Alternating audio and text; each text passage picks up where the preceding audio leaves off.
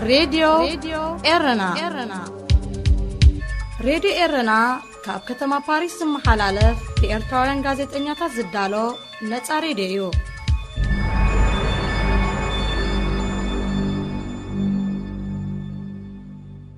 ሰላም ዝኸበርኩም ተኸታተልቲ መደባት ራድዮ ኤረና ብፍላይ ድማ መደባት ግዜና ምሳኹም ፀንሕ ኣዳላውን ቀረብ ምሻይ ገብረሃንስ እየ። ዕድምተይ ትፈልጥዋ ኢኹም ምልላይ ዘድሊ ኣይምስለንን ሳብሪና ሳህለ ድሕሪ ክንደይ ግዜ ተራኺብና ኣለና ደጊምና ነዊሕ ግዜ ተጣፊእና ነርና ኣብቲ ዝሳ ዘለዋ ፃዕቂ ስራሕን ኩሉ ሙሉ ተኣሳሲሩ ኣይተራኸብናን። ሕጂ ግን ተራኺብና ኣለና ብሓደ ኣገዳሲ ዛዕባ ኤርትራውያን መንስያት ወይ ስደተኛታት ብሓፈሻ ኣብ ደገ ዘለው ዘተኮረ ንሱ ከዓ ኣፅበብ ኣቢልና ክንሪኦ ከለና እቲ ነብስኻ ናይ ምጥፋእ ወይ ነብስኻ ናይ ምፅላእ ኩነታት እንዳበዝሐ ይኸይድ ከም ዘሎ ብዙሕ ሰብ ይዕዘበሉ ኢለ ኣኣምን። እሳውን ትዕዝብታት ከም ዝኾነ ርዳእኒ። ስለዚ ብዛዕባኡ ክንዘራረብ ኢና ወይ ብዛዕባኡ ሞያዊ ዝኾነ ሓሳባታ ምኽራ ክንብለው ንኽእል ኢና። መረዳእታኣ ክተካፍለና እያ። መጀመርታ ፈቃደኛ ኮንክ ስለ ዝመፅእኽን ስለቲ ኩሉ ኣበርክቶኽን ኣመስግነኪ። يعنی شیشه یعنی دست ناملنی ፅቡቕ። ስለዚ ምልክታት ናይ ሓደ ወይ ናይ ሓንቲ ኣብ ነብሶም ሓደጋ ከውርዱ ወይ ኣብ ነብሶም ሓደጋ ከተውርድ ወይ ከውርድ ዝደሊ ሰብ እንታይ እዩ? እቲ ሓደጋ ቃል ብቃሉ ነብሲ ምጥፋእ ክኸውን ይኽእል ወይ ከዓ ንሰብ ምጉዳእ ክኸውን ይኽእል። ዝያዳ ግን ኣብ ነብስኻ ሓደጋ ናይ ምውራድ ኣብ ነብስኻ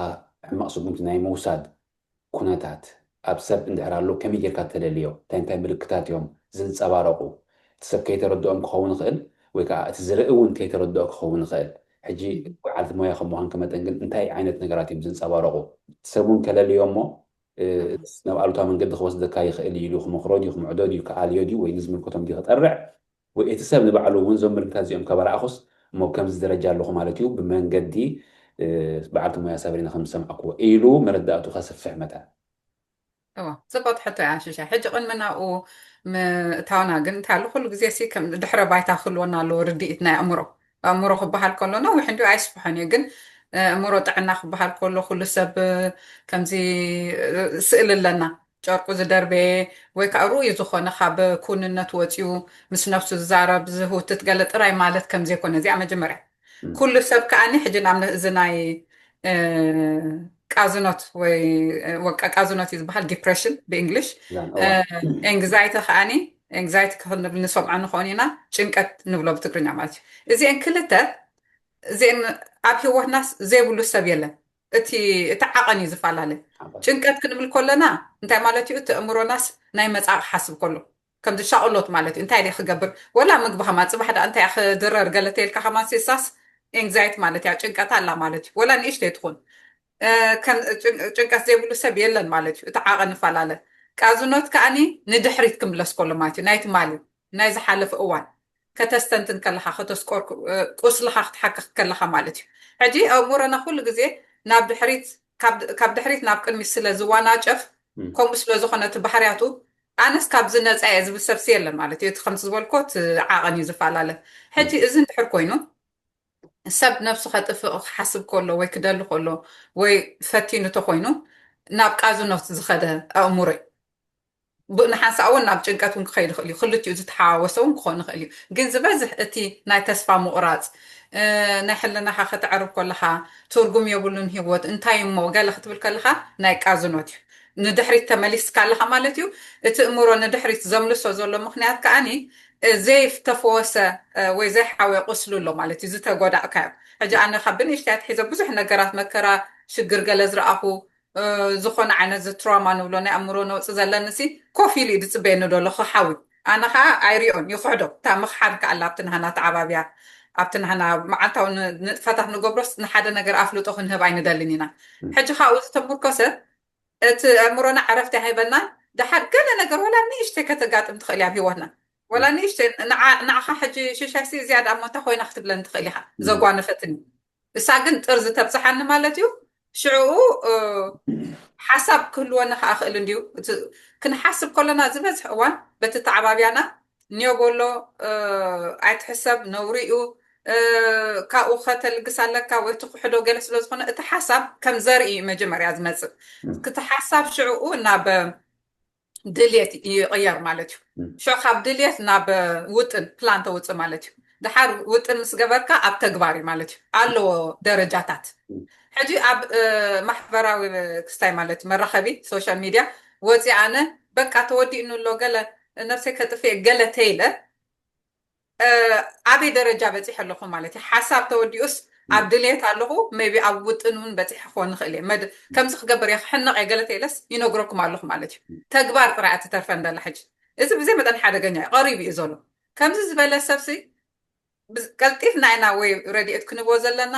ወይ ክንድውለሉ ወይ ዝኾነ ኣብየ ቦታ ኣሎ ኢልና ቴሌፎን ክንገለ ክንርድኦ ክንተሓባበሮ ኢና ዘለና ትሰብ እምበር ክንስሕቆ ተኮይና ከምዚ ወይ ከምዚ ክስታይ ኣላ ሓንቲ ዝገብር ነዲኡ ነይነግር ገለ ዓይነት ኣብ ዝናይ እምሮ ሕማም ኣይትሰርሕን እያ እዚኣ ከምኡ ይኮነን ትመስርሕ መይ ብካልእ ሰብ ገለ ከምዚ ክፍሳሕ ኢሉ ኣነ ካባኻ ይሕይል ካባኻ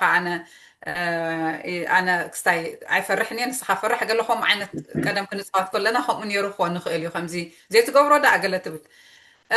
ኣብ ናይ ኣእምሮ ግን ከምኡ ይኮነን እዚ ክስታይ እዩ ከምዚ ቃሊልና ክንሪኦ የብልና ከማን ምሻሎ ንሓንሳ እዚ ናይ ኣካላትና ሕማም ሕጂ ኣነ መርዘን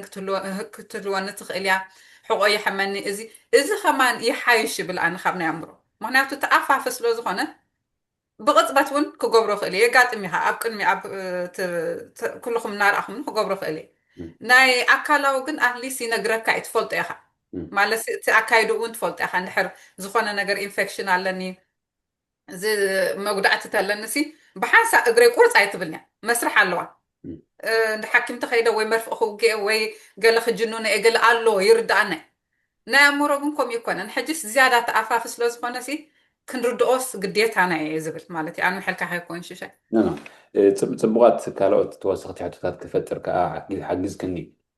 ደረጃታት ኣለዎ ኢልክና እቲ ውፅእ ኢሉ ሰብ ከምዚ ክገበር እየ እንተኢሉ ከዓ ናብ ናይ መጨረሽታ ገውፂ ይቐርብ ኣሎ ማለት እዩ ንብል ኣለና ወይ ከምኡ ኢልክና እሞ ሕጂ እቶም ቀዳሞት ደረጃታት እስከ በብሓደ ጥቀስለይ እሞ እቶም ደረጃታት ከመይ ጌርና ክነልልዮም ንኽእል እቲ ሰብ ከመይ ጌር ከልልዮም ንኽእል እቲ ብደገ ዘሎ ሰብከ መማህርቲ ኣሎ ጎረቤት ኣሎ መሳርሕቲ ኣሎ ማለት ኣብ ማሕበራዊ ሚድያ እውን ፈታዊ ኣሎ ቤተሰብ ኣሎ እሞ እቶም ናይ መጀመርታ ደረጃታት ከመይ ገይሩ የለልዮም ሰብ ንነብሱን ወይ ንነብሳን ወይ ከዓ እቶም ኣብ ቀረባ ዘለዉ እቶም ደረጃታት መለለይኦም ንገርኒ ፅቡቅ ኣለካ ፅቡቅ ትሕት እያ ሕጂ እንታይ ኣላ ኣዲማ ዝበልኳ ሽሻይ ምክሓድ ክነኽሕድ ኢና ሕጂ ኣነ ንዓኻ እንድሕር ዝኾነ ምልክታት ርኢኹን ወይ ነጊርካኒ ብቓላውን ክትነግረኒ ትኽእል ኢኻ እንድሕር ድክሕዶ ተኮይነ ዋ ከምኡ ባይትኹ እንተኢለካሲ ንነፍሰይ እውን ከምኡ ባይትኹኒ እየ ድብላ ደለኹ ማለት ይኮን ወላ ንነፍሰይ ሕጂ ሓሳብ ክመፅእ ከሎሲ ሓሳብናስ ንሰምዖ ዶ ከኣሉ ሕቶ እኮ ሕጂ ኣነሲ ሓደ ነገር ኣጋጢምኒ ሓዘን ተሰሚዕንስ ዋይ ምንባር ማለት እንታይ ትርጉም ኣሎ ኣነስ ካብዚ ዓለም ከማን ስውርተ ዝብል ገለ ክብል ከልኩሲ ንነፍሰይ ከምኣ ምስ በልኩስ ኣፍልጦ ዶ ይህባ ወይስ ዋ ከምኡ ድየለ ውይ እስከ ወላዳ ሓንቡን ክሰትተነፈሰለይ ገለ እንድሕር ኢለስ ይደፋ እያ ደለኹ የለኽን እየ ኢለያ ደለኹ ነቲ ሓሳብ ሕጂ እቲ ሓሳብሲ ኣብ እምሮና ክመፅእ ከሎሲ ንሰምዖ ዶ ኣሎ ትሕቶ መጀመርያ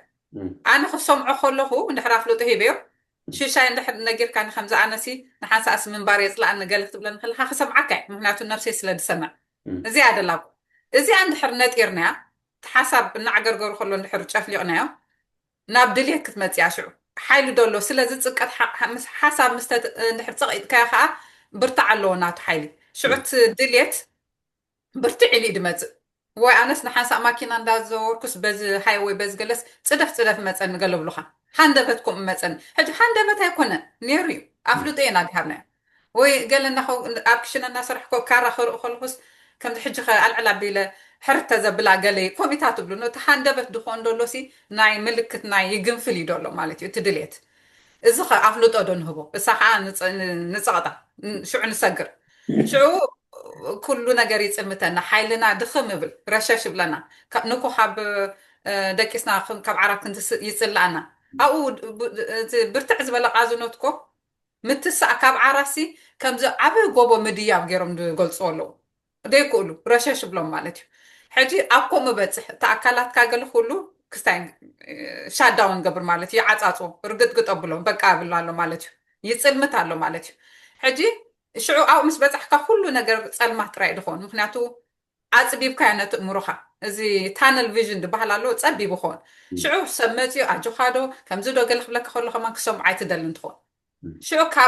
كاب حسب ناب دليت مستساجر ناب تساجرو ناب وط إن كم زخ جبري جمد قال كتب الكل خوين دحر لك خوينو حس كاو صباح كم زخ جبري قال لك وط إن كتو تخلها تعتبر ناس سكن سكت كنت خليها أنا معلتات كنت كنت خليها حاجي نحن سكن رود أتخوينا عبتنا حسابن عبتنا دليتن كله إذا حاشة عبتنا بلان أوتي وط إنجيرو اندحر بصيحو داغا شتت يا شعو عباينا خنكالخ نخل عبتنا مودات اونس اباون كنحجزو نخلينا بقى اخيلو ايكون كندبدلو كن زحاشس كولجينا عبتا صبا مجد خيبصح طبعا حج نابنت تي منبرات لي اني زبل حسب كون خل مالتي لو اوف اتراكشن زبال قالو اندي دغاغيم كاب زبل كاي منصرتي قالاتن حساباتن تدغاغيم خو اندي اب امرون اب منفسن سرحتي قالات قل سلازي يكون ترؤم مالتي موت زغن اتسب تي تسمع زلو انتي ترى تصاوت الله مخنياتو كموازا كمسلو خو تسمعي ترين منبار قبل خالي وي مكينه حزن قد كخلو خص كم حسيبه خمس ماتي نقبل خالي وي كا كاسيت سن زلو خو قبل خالي وي سرح مخات هاكي نقبل خالي مغب مبلع صلي قبل خالي استفعل نغرات قبل خالي نت بقربه سمعوا وي كتسمعوا تخيل سب ابزا مومنت زيا انتي يخبر زلو تسمع زلو سب اجوها خليها تايصقمالو حلف اندي ديو خبلو زلو ولا بعد كاتولي زلو ابزي انت حسبت كافلنا صبغت حطو مخري عينا حاب ابزي نتسبي دلخو مخري ولا حال معلت دحن تمخرون كال اندي خال ارست اندي كن تمكر تخون كاسبسي نفسه خطف زدل دلو مخري كونن زطقم كتسمعوا يزدلي كتسمع تخون كا انت انت يالو مسيل كاشوشاي انا سمعك تخون انت ناول كي اسمع قلب يسب يحربوتي اندحر كم ابنت اندحر زخونه نجر ككافلكم تخيل حجي انت مبلكو حنت خنقبرا نخل محتات يعني حتى تنيناكو انت يسمعك له انت كقبرت دليني حطو مالتي خمزي انتي تقبركو يحشكا خون وكم زدو خمس عالكا حج بعلنا انت علنا بتتعاونا خم لمدسي تانين كاتاتو شاي سو خمزي ازليو دخوني لس حتى كان بعلي يقبرو ويغزا حجرب بالمتي قال مالتي حجي الصحة انت تحسب علىها انت ازليكا جلسي كحتى كايزلني حجي نحنا خا محتات كاي لمدنا بمنصاروخ انت يكون شاي مسيلكا انت دات حتى اني تحجز تكون كغبر يا خات بلن الصحة خا ماليفسو زداناغر حجي عبت لمد سلازي لمحتات نعخاون كمزي زغوانيه كازلخ مسلكا خلي نحر حتيتكا جن اتمحتاسي أنا ساز حشت بالكاب زلينا مقطع أبزي أخونتات تتخلى دحين كنزارب لنا أبزي أخونتات كن نتسبت حتى ندحر كزارب ديك على مخ أنو تصور مس زي هذا خاني ريسورس تبو زي أقول تليفون على كدول دوت بلو ندحر زول حنت تأفاف نوتو زسق تخوينون بعدنا ندور ناي كستاينو ناي دحنت لزخونة ندحر جمال حيزو قالوا له كن حبر علينا كم أمالت يعني جن أو خيبة صحوا خلوكم كل جزي حاتيتنا كنسمعه نحنا خا كم زلنا مالس اندحر زخونه نجر دلي خاص انا لخو خبلك دخل كم اي لكن كجبرالن انا لخو زخونه نجر دلي خا دوله ليلك شاي دويل كان لين دحر ديل على كاتوينا اترغم يبلون حجي تزبلنا يا اخون غبر لنا مالتي كرد عنا كن الوت نامور خند منتاي تعفافو مخانو كرد عنا تخوينو ها كنفلطو لنا فلطت كل ونالو ولا بنفسنا نحن نفسي وا سنه في بايت خوني قال متات سؤال كاي زقبت قال زبلات خوينا خما جيرينا خ سمعك صح على طبعا ابزي تي تبلد لها بوتو خوينو كم سبورت منقصقاس والمسحف من باب فيلمات مرآي كابتي زلكا منفس وي كابتي زلو حسابات نختقالاقل بعل خخل مالت نبكم وخي كيد سب نحرداني ديلي خو انتها قبران لون تيلنا قبل سبورت مخديو فيلمات مرآي ديو ويكا مصحفت من باب ديو مس سبات كوميونيكيشن كهلو كام زيوم انتي ترالو انتي اونتاو ترالو قدمينا وا حساب متاو كان ابتا حساب مسهل لخون ندحر زوم نغرا زيوم كتمعبل جمير كخه كنمتاي قالو تاو ترا زاوتو هيوتكا حاجة انت على مثيل كذا بس حسب كم زاز بالك يبل انت سمع عندي شيشة خمزي كله نجار سي هوت كاس استخاخ له مس محزوت كعروت خاوت زع شهست محبراوي هوت كام محايشو زي أكلوا من قصاص كله تصبوا كاي جن إذا كله ناجبرك شيشة إذا كله ناجبرك تخحدو تخونكا أفلوتو زيت هبوت خونكا زيرو ولا هنتقم يقول حاجة إذا زبال كان مس أفلوتو يزخيت مس أفلوتو قنعك تكون على مس نفسها كم تعزلاتا مالتي نتكون الناس خمت زلو تقبلك حجي أنا ندحر نفسي زي حس ولا تخينا تا خم تعزلات تسمعني حجي مساحة شها خسات وتيلكو كم تسمع عنك وعيدو لا أنا خمس قال كبلك خيلي كيف رهقو حجي نسحة خد سمعان خلها نبعلو حاوي إيدو لهم مالتيكو ويكا ندحر السب ديب اللي تخينو خادحان مس نفسيك أفلت أدخو بخير ولا السب دحان يترفنا ولا نقد إنكو يكون المسب كتحوس دلك مس نفس حقه كون عدخت كون تخيل نحركم تخينكو حسابون زفر هيبلونكو أفلت أن يدهو زلخو نحر أفلت هيبيو خا كال نجارات إنك نجزبل خال دوتس تلخ حاجز كا حتى تخلي جن بزي مكو على ساعة كده لازم عبي تا أفلتو مهاري صبر حراي نبز قتل حتى خنسجرينا سقى الدرجة نبز العالم سبتها بزعبا خدبت قبو تسب ويتاسب خون قليل ويكاب تقو زلو تزل على درجة حجتها قد مسقمتي زلا مالتي بستفر عليه أجابك خون قليل تي حدقة نبسخا مالتي تزروي تخيريني خاقد تي نبز على درجة مسبت حخه مملاس عدل سلازل كله زي كاتا موت انت زي بونيفاس كله زي له عدلات ناي مملاس ناي منبار نو ناي مقصال له عدلات سلازي ابزا قطام زي اخي تايو مياوي مخرغي انت هل مسيركا بز مزنعت زغبرو ناي كوم مالت زي سويسايد اتمت بحال فتنه نفسها مدفع فتنه دغبره سبسي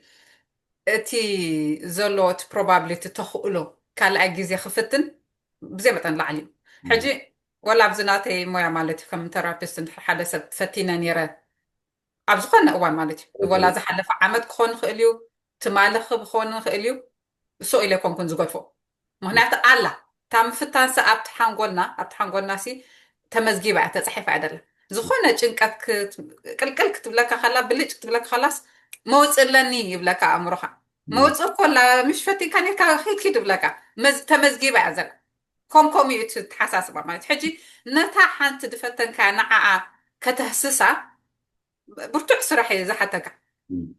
كل نجار كتوت أقول لك مالت كل نجار بقنعنا خيحة بقى كاجلة حجي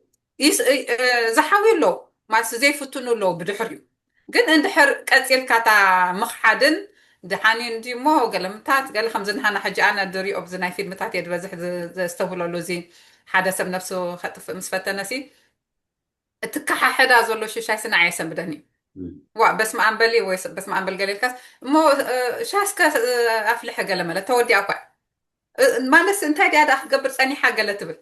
انت عوانا دا نفشها أتينا ولا حدا سبت الزهرة بايلا ولا نساون دنقرقر إلوالو بقى خمو أتخوني تباهيلا وي بس ما أنبل بحال وي ما يجعله دي خون بحبر تعيلو مالتي وي بتخسيان تخي كوميتا بخوم غير كاس تشوفونه كردو أو زدال السبسية لن مخناتو عي تمهارنا بناي كستايت رأينا نردو بهايمانوت كم زي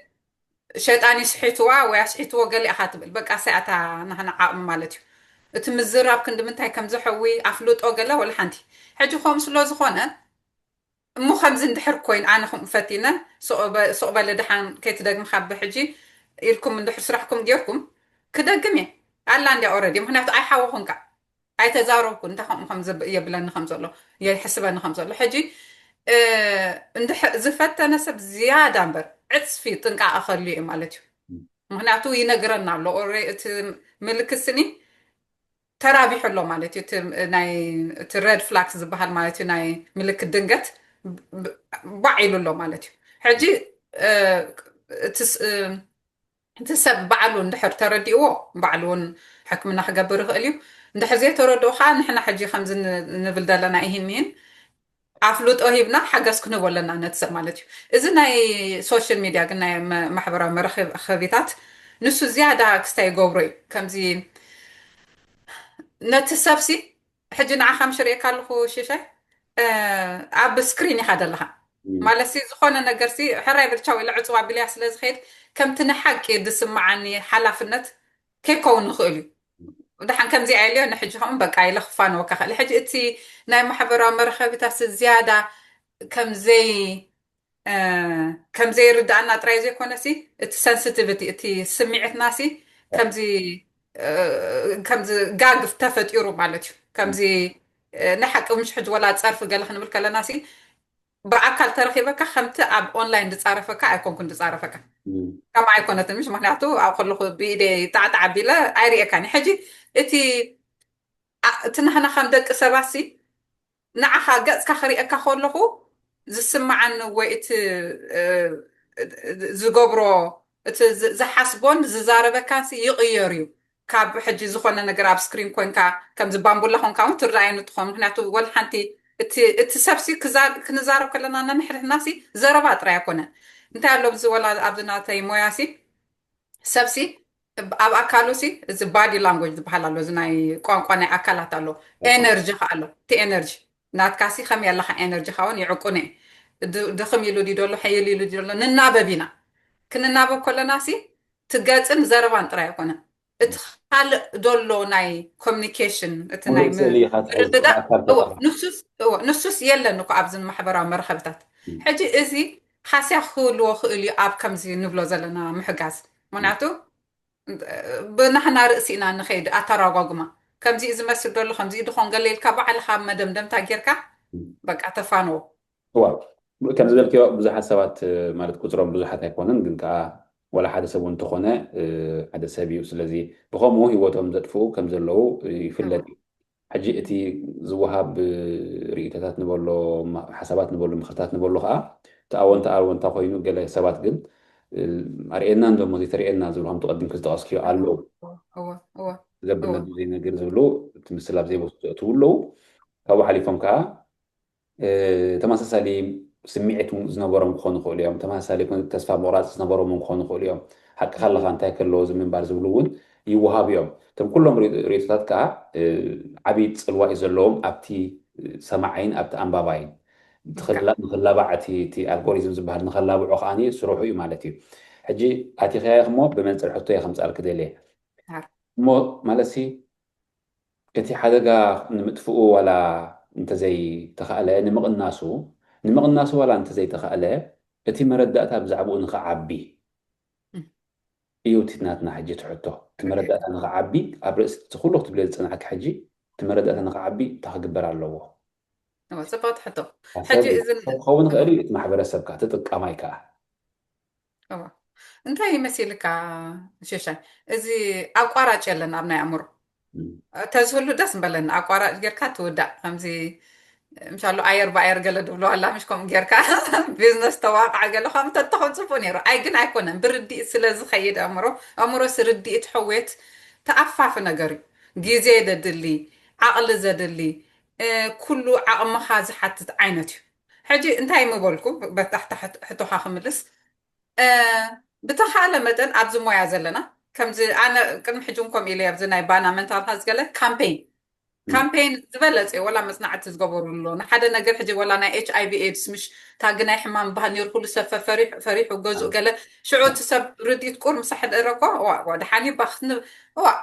ክትነብር ባ ትኽእል ኢኻ እንድሕር ኤች ኣይቪ ኤድስ ኣለካ ገለ ትብል ኖርማል ኮይኑ ሕጂ ሰብ ኣነ ኤድስ ኣለኒ ተይልካ ገለስ ብርደግ ኢልካ ይትኸኒኻ ወላ ሓንቲ ሕጂ ከመይ ኢሉ ተቐይሩ እዚኣ እውን ከምኣ ኳ ናይ ኣእምሮ ናይ ኣእምሮ ክብል ከለኹ ሰብ ሓፂል እዩ ዝኸይድ ሕጂ ክሳዕ ሕጂ ኣእምሮንን በቃ ገለ ሕንጉጉን ገለ ምስ ሸጣን ዝተተሓዘን እያ ደላ ክሳዕ ሕጂ ተተረዲእና ግን ወላ ሓደ ከምዘይኮነ ወላ ሓንቲ ማለት እዩ ጥራይ ርዲእት እዩ ዝሓትት ሕጂ ብካምፔይን ኣብቲ ሞያ ዘለና ኣነ እውን ንነፍሰም ከምኡ ይብል ግን እቲ ዘረባ ኣብቲ ናይ ማሕበራዊ ክስታይ ዘሎ እዚ ሶሻል ሚድያ ዘሎ ማሕበራዊ መራኸቢታት ቅልቅል ክብል ኣሎ ከምዚ ርእስትታት ኣእምሮ ጥዕና ከምዚ ማለት ምልክታት ገለና ብለስ ክዳጋገም ኣሎ እቲ ሰብ እንታይ እዩ ድበሃል ዶሎ ገለ ኢሉ ሽዑ ሰምዕ مش كم كان عندنا خنسمع إنه على القد صرفت هتقول مش حوينا ناقود كم مالتي نيشتي سي بخوم ترى يسكر دو دخل كم مهار بيكي حجي زي علال نقبل له زلنا مهنياتون بخومينا إتي ክዝረበሉ ክትኮረሉ ዝግብኦ ኣርእስቲ ተጎስዩ ከይድ ስለ ዘሎ በቶም እዚ ግዜ በቶም ፖለቲከኛታት እዩ ዝጉሰ ኣጀንዳ ዝፍጠር እሞ ትተራሰብ ዋላ ክንደቲ ዘይምልከቱ እንዳሃለዎ ከሎ ግን ኣብቲ ንሶም ዝፈጠሮ ኣጀንዳ እዩ ብዙሕ ግዜ ዘጥፍእ ዘሎ ዘባኽን ዘሎ እሱ ከዓ ተስፋ ናይ ምቑራፅ ስምዒት ይፈጥር እዩ ምክንያቱ መዓዝ ክሓልፈልና እዩ ነገራት መዓዝ ክቕየሩ እዮም ዓድና መዓስና ንምለስ ሕጂኻ ከም ዝገብሩ ኣሎ ሕጂኻ ከም ዝኸውን ኣሎ ዝብል መንፈስ ነቲ ሰብ ይርብሾ እዩ ብኡ መፅእ ከዓ እቲ ተስፋ ምቑራፅ ይመፅእ እሞ ናብ ዝንብሎ ዘለና ይኸይድ ስለዚ ኖ ካልእ እውን ኣሎ ክፅናዕ ዘለዎ ክፍለጥ ዘለዎ ከዓ ንብል ኣለና ማለት እዩ ሕጂ ኣካል ዘለካ ካምፔን እዩ ተስፋ ንገብር ብዙሕ ሰብ ክሰምዖን ብዙሕ ሰብ ክርድኦ ነቲ ትብልዮ ዘለኽ ማለት እዩ ሕጂ ካልእ ምዝ ተኣሳሲሩ ዝኸይድ ነገር እንታይ እዩ ዘሎ እቲ ዝስማዓካ ክትብል ትደሊ እሞ ምስጢርካ ዝዕቅበልካ ከዓ ምድላይ ኣሎ ሕጂ እቲ ምስጢርን እቲ ህወትን ኣወዳዲርካ ክትሪኦ ከለካ እቲ ህወት ይዓቢ ምስጢር ወፂኡ ንድሕሪ ህወትካ ዲሕንካ እውን ፅጋ እዩ ግን እቲ ትብሎ ሰብ ምስጢርካ ዘይዕቅበልካ ምዃኑ ወይ ምስጢርካ ክዓቅበልካ ከም ዘይክእል ወይ ከዓ ምስጢርካ ዝዕቅበልካ የለን ኢልካ ተኣሚንካ ስቕ ናይ ምባል ከዓ ልምዲ ንርኢ ኢና ኣብ ናትና ሕብረተሰብ ማለት እዩ ናብ ሞያዋን ከይድካ ሓገዝ ምሕታት ከዓ ልሙድ ኣይነበረን ሕጂ እኳ ይሓይሽ ይኸውን እምበር ሕጂ ኣብ ከምዚ ኩነታት ምስጢሩ ይክዓቢ ዘለዎ እቲ ሰብ እቲ ህወቱ ምስጢሩ ሽግሩ ዝሕለፈ ኩሉ ሕማቕን ፅቡቕን ኣውፅኡ ንሰብ ተዛሪቡ እንድሕር ፈኺስዎ ዶ ይዓቢ ዋላስ ምስጢሩ ሒዙ እሞ ከዓ ነብሱ እውን እንድሕር ዘይዓቂብዋ ኣብዛት ናይ ትብልና ፅባቅ ሕቶ እዚኣ እውን ሽሻ እንታይ ኣሎ መሲልካ እቲ ምስጢር ገለ ድበሃልኮ ሓንሳ እንድሕር ኢልካዮ ኮ እቲ ምስጢር ምዃኑ ይተርፍ ይኮ ከምኡ ምስ ሓስካዮ ኮ ምስጢር ዓብ ኮይኑ ስምዓካ ካልእ ከም ኣብነት እንታይ ከም ዝደሊ መሲልካ ኣብዚ ናይ ተራፒሲ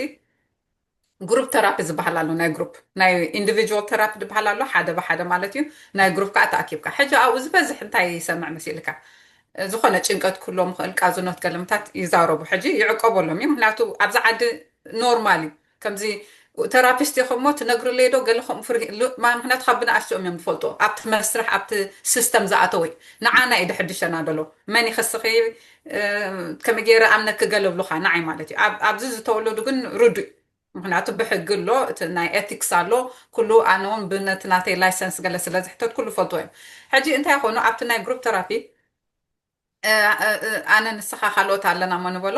ሽዑ ኣነ ገለ የለ ዛረብ ሽዑ እቲ ሓደ ገለ ትጣማመት ኢኻ መጀመርያ ድሓርሲ ኩሎምሲ ወላ ኣነ እኮ እዮም ልብል ወላ ኣነስ በይነየ ኮይነ ዝስማዓኒ ነይሩ ወላ ስኻ እሞ ኣነ ዓብ ምስጢር ገለ ሒዘዮ ነይረ እሞ ኩላህና ከምኡ ዲና ገለ ይኽፈት ኣሎ ምክንያቱ በይንካ ተሓቲምካ ኩላህና ተሓቲምና በበይንናሲ ኣነ ጥራይ እዩ ድመስለኒኩ ንስኻ ጥራይ ይመስለካ ኣይንዛረብ ኒና ዘለና እምበር ተንዛረብኮ ኩላህና ኣብ ሓደ ባይታ ኢና ዘለና ኩላህና ከዓ ጥዑያት ኒና እሳ እኳ ኣደላ እዚኣ ግን ኣይፈለጥናየን ምክንያቱ ፈርሄ ደለኹ ኣነ ጥራይ ዘይጥዒት ትኾንኩ ኸ ክጥምቱን ኢኹም ክስሕቁን ኢኹም ገለ እየ ድብል ኣለኹ ግን እታ ናይ ሓቂ ኩላህና ኢና ምስጢር ኢልናያ እምበር ተትወፅስ ምስጢር ኣይኮነትን ከመይ እታ ኩንነት ሕጂ እዚ እዩ ዘሎ ግን ባይታ የብልናን ሓቂ ኢኻ እቲ ባይታ የለን ድሓር ሓንቲ ተራፒስት ወይ ሓደ ተራፒስት ተመፂ መን እዮም እንታይ እዮም ገለ ፍርፍሎ ወላ ክሳዕ ሕጂ ብዚ ናይ ባና መንተኸስ ኣብኣ ኩሉ ግዜ ኢና ንብል እንድሕር ትግርኛ ተዛረብቲ መፂኦምኒ ትፅሕፍዮ ዲኸ እንታይ ክትገብረ ኣብኣ ስከይ ተዛረብና ይንሓልፍ ኒና ኣላታ ፍርሂ ሕጂ ኣነ እንታይ ምበልኩ ዓይዶን ኣበይ ከመይ ከም ክኸውን ንኽእል ብከመይ መስርሕ ገለ እምበር ከምዚ ከምኡ ልምዲ ተዝግበር ኣብዚ ዘለናዮ ቦታስ ከምዚ ናይ ማሕበር ዲ ኮይኑ ከምዚ ናይ ኮሚኒቲ ሰንተር ዲ ገለሲ ናይ ከምኡ ወላ ሽም ገለ ነውፃሉ ወላ ግሩፕ ተራፒያ ይኹን ግን ተኣኪብካሲ ክታፍርሖ ክትህሉ እያ ምክንያቱ መስተይት ቡን ክትገብረኒ እያ ገለ ኩሉ እዩ ግን ከምታ ዝበልካ ዋላ ኣብ መዘኻኸሪት ገብራሲ ኣብ መንጎ ሂወትካ ምዕቃብን ምስጢርካ ምዕቃብን ኣይነ ይዓቢ በቃ እሳያ ክምልስ ኣለሊ ሕጂ እዚኣ ሞ ፍልጥቲ እንድያ ማለት እንታይ ከዘዛርብ ነርና ሕሰቦ መሸሻ እንታይ ማለት እዚኣ መልስ እያ ክትብለኒ ከለካ ከማሲ ክምልሳ ከማሲ يحفرك عنه كميل مستير زعب خفيوت بخمي ملك عزخونه يخون مهنات أنت مستير كسعون دوخ جز أكات خوينس ولا أن هلا خون كوي يلا خان مالتيكم ما يتأخذ لها أنت مستير عند حد عبد كات خوينو نص جز أها خوينو إيش جويتاي نابل كأحد نبدل لها ما يتأخذ لها ولا أنا نبركه حجز كميجري نصو خايش أوه እዚ ዛዕባ ሰፊሕዩ ሰዓታት ተዛሪብ ከም ዝውዳእ ኣይኮነን ምስ ናትኪ ግዜን ምስ መደብናዮም ከዓ ናብ ፍርቂ ሰዓት ገዛ ንኸይድ ኣለና تقل بزبالة أنا خطأ زي كالكو يبحثوا ملك أزين تأخوه نسخ أزين زين مزر استي خداع أنت بلين حسابات نحرر له عدل كيف خطأ سيان يخي كابوز ترفت قالك زي بسمع سال زعبا خنا راح تصفح قبلي لما قلت تطلع نشد دقائق نعرف عدلك باك يعني ليش شاكلتا نجر كبل دليل حدا نقول لهنا نقول سب سمع زولو عيتق حدهم بالكم تامخ حتى لا حويتي لا نايت حسبوا هما مخحد سب عبا نستنتنا كلنا تخالي إتها سب تقنزي نفسك تفقدل يلخو كم حاسب اللخو يلون دحراب ناي سوشيال ميديا ناي محبرة مرخب تزاريبو أمونو مالس تزبلكم زولوس أمونو سقيلي دو قليت بولو أمونو دحر تأمينكم والحين تقبروا تزيد لهم سوق بولو كتقبروا تخيلكم كأنا دحر تحاليو تخونكم كأ حاتيتكم نتسب تقبروا تخلوا قبروا لبقى زي عم بولكم السوق مبالكو أكو صبو كان حسا مالس السوق اللي كان قليف كانت تسبسي يحايشو كخاب حالو لون كاب حساو دو قليل كامليس كان تراسنو زي تخلوا تخونكم كأ السوق مبالك صبو صبو قبل بنا يحضر آمين يعني اللي اللي تلاقي أبرك تخنس اللي تذهب كنا جزيان أمسكناكي سلام عليكم أخي بروح معلي thank you